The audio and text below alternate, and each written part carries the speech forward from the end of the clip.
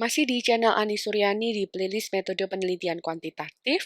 Kali ini kita bahas terkait dengan literatur review atau tinjauan pustaka. Kenapa sih kok tinjauan pustaka itu dibahas di metode penelitian?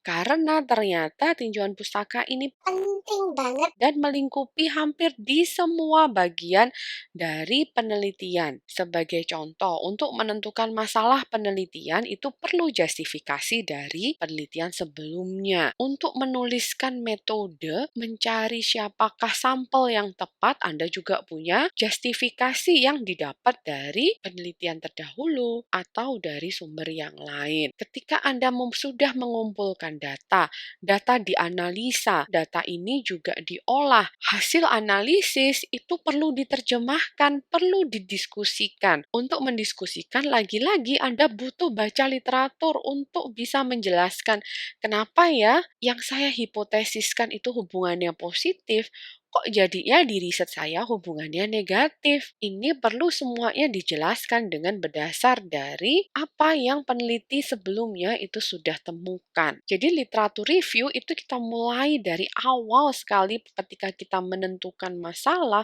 sampai ketika menuliskan hasil penelitian. Tujuannya apa sih literatur review itu? Tujuannya adalah untuk meningkatkan pemahaman peneliti.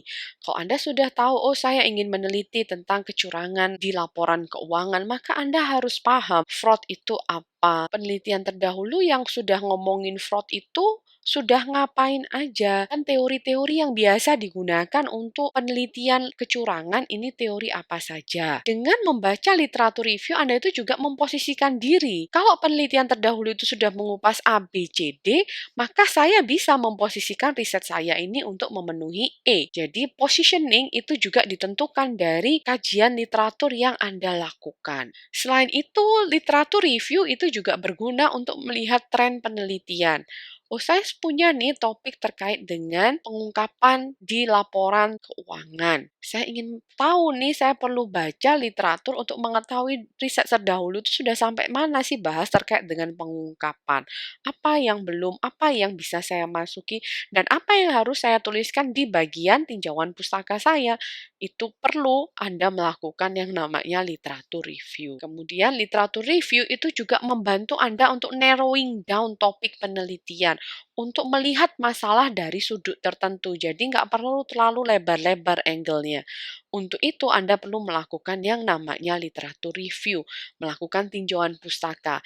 Dan tinjauan pustaka itu bukan sekedar rangkuman, tetapi merupakan analisa dari penelitian-penelitian terdahulu atau analisis atas hasil penelitian sebelumnya. Nah, jenis-jenis literatur review itu macam-macam. Ada yang namanya adalah integrative review, di mana Anda melakukan review inti untuk mengkritisi dan untuk mensintesis literatur sesuai dengan topik penelitian Anda.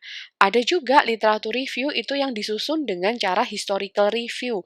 Jadi dia melihat trending penelitian. Dulu tahun 1960-an risetnya ini sudah bagaimana, 1980-an seperti apa, tahun 2000-an seperti apa, 2020 seperti apa. Jika Anda menyusun tinjauan pustaka Anda semacam ini, maka historical review ini yang Anda gunakan sebagai pendekatan untuk menulis tinjauan pustaka. Ada juga theoretical review. Biasanya theoretical review ini muncul ketika kita menuliskan teori. Jadi kita membahas teori apa saja sih yang sudah pernah digunakan oleh penelitian terdahulu untuk menyelesaikan topik penelitian yang sama. Ada juga namanya methodological review yang berfokus pada strategi pendekatan penelitian atau berfokus pada metode penelitian dari penelitian terdahulu, termasuk bagaimana sih teknik data collection-nya, bagaimana analisis datanya. Jadi fokusnya itu lebih kepada metode dibanding ke hasil penelitian. Ada juga yang namanya systematic review. Systematic review ini merupakan review yang sangat komprehensif di mana peneliti itu melocate gitu ya, mengkritisi, menganalisis dan juga mensintesis hasil penelitian yang sudah ada.